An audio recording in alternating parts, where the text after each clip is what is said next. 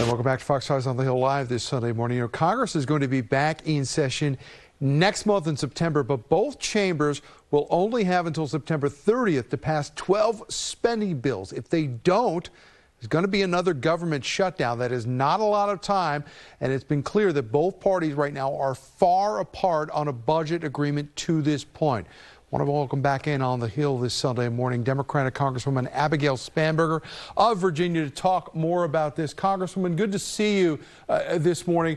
When we mention government shutdown, I can already hear people's eyes rolling up in the back of their heads saying, not again, not this again.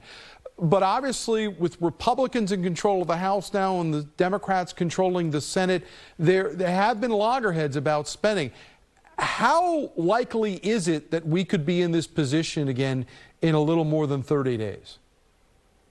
Well, we shouldn't even be talking about the possibility of a government shutdown, frankly, though I'm glad that we are, because part of avoiding it is by being clear about the threats that exist. So I thank you for highlighting this real threat that exists about a month away.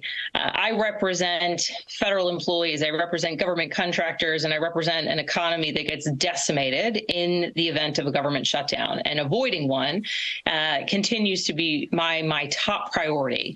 So what needs to happen? Members of Congress in the House and in the Senate need to be clear about what our parameters are. There was a deal that set spending limits with the Deficit Reduction Act that we passed a number of months back, committing to spending levels of a certain level. Democrats and Republicans made that commitment. And now we need House leadership on the Republican side of the aisle, Speaker McCarthy, to bring forth bills that are consistent with that agreement. They need to be broadly bipartisan as they come out of committee, which thus far seems the trend that we will likely be on.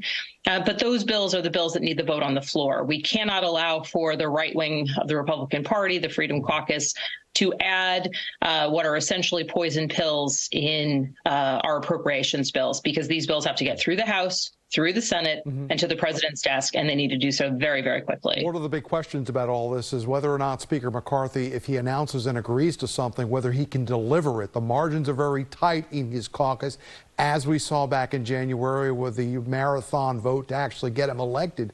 Do you have any confidence that if there is agreement worked out between Democratic leaders and Republican leaders, that the Republicans in the House will be able to deliver on what they promise?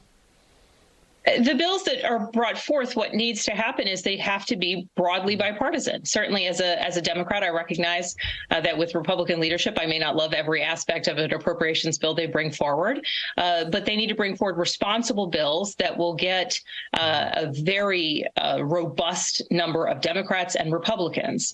What the Speaker can't do is live in eternal fear of the Freedom Caucus kind of revolting against him and revolting against his speakership.